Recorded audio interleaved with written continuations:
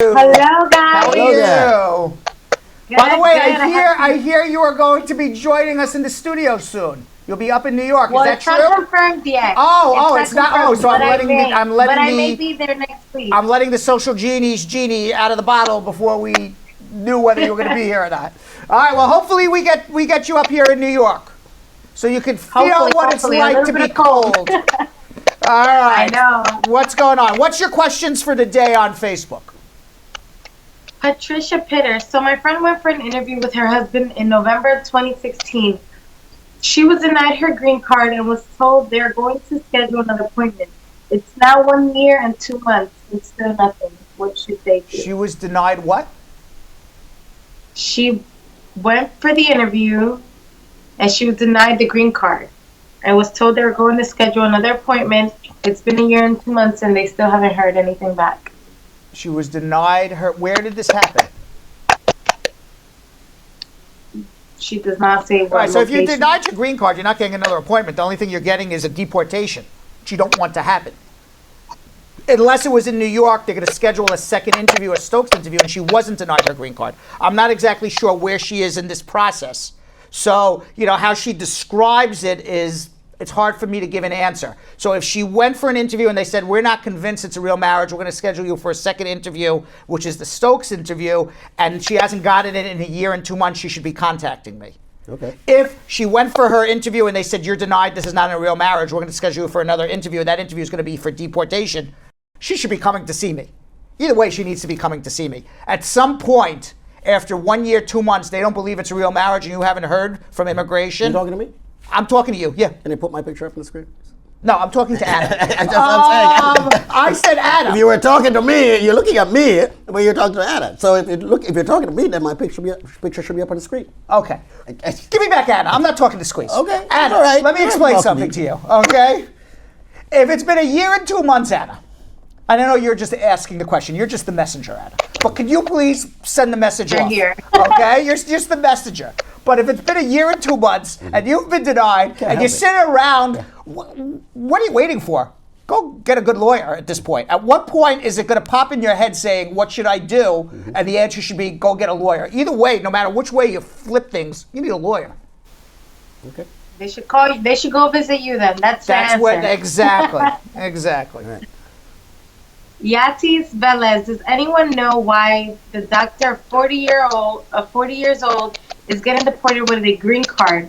Are all green card holders getting deported now? I'm confused. No, not all green card holders are getting deported.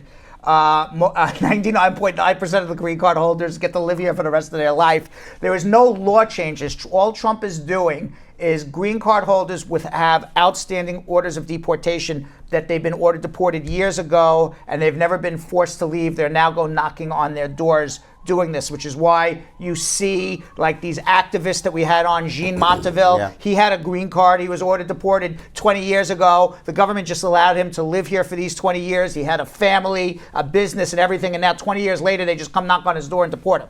That's what's going on now. People with outstanding orders of deportation where the government never enforced their deportation, they're now enforcing deportation based on offenses that happened 30 years in the past. What about people who have convictions that are deportable offenses? Well, if you travel, you're going to be stopped at the airport. If you go to renew your green card, you're going to be stopped. But what if you're not doing any of the above? Will they come knocking at your door because you have deportable offenses? Anything is possible, but if you have a deportable offense, you have a right to fight it out at a deportation hearing. Right. So if you get caught. So, there's a big difference between they're knocking on your door and you're on a plane home before you know it versus I am a deportable alien versus I have been deported. Those are two different things. But it is possible for ICE to look into the system, see that you have a deportable offense, absolutely, and come look for you. Sure. Okay. Just wanted to clear that up.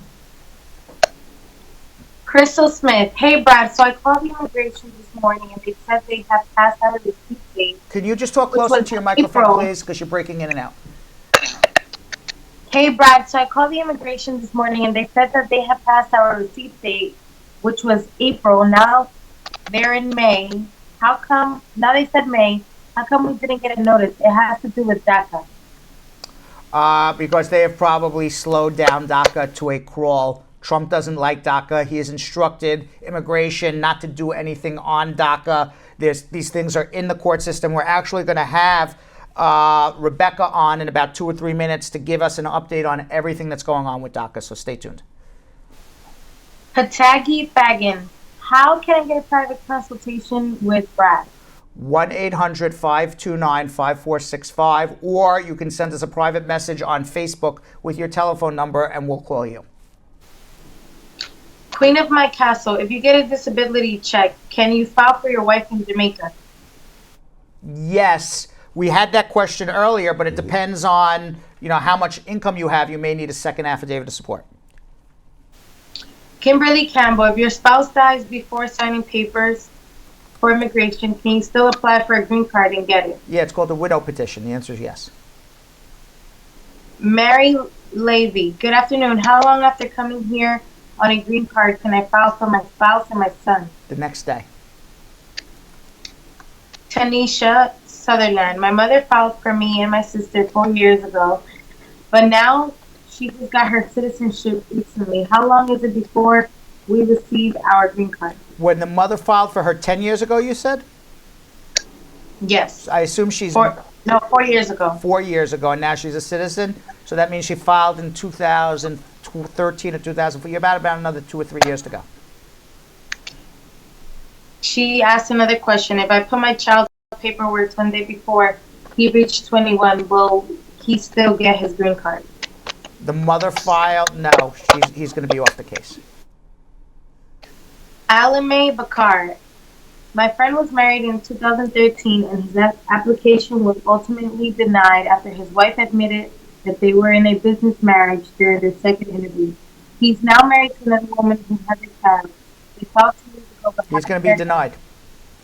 If the first wife said business marriage, that bars you for life from ever getting a green card. You can never get a green card once it is determined that you're in a business marriage. So the only thing you can do is now on the second marriage, if in fact this is the truth, is say, wife number one's a liar. It was not a business marriage. She was trying to hurt me, and let me submit proof to show it was not a business marriage. It's very hard to overcome with immigration. Once you get accused of a business marriage, you're in a lot of doo-doo. A lot of doo-doo. A lot of napkins. Kanoi, Yes.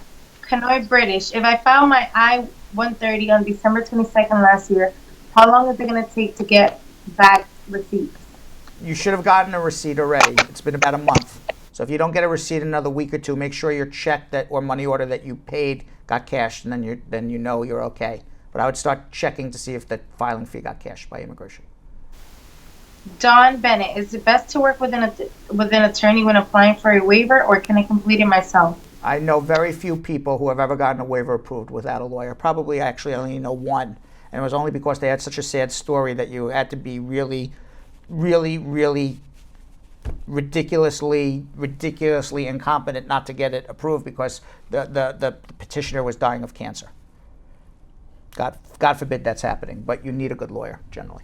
Not generally, almost always. Okay. 1-800-LAWLIINK. That is Queen a telephone Bee- number for a good lawyer, yes.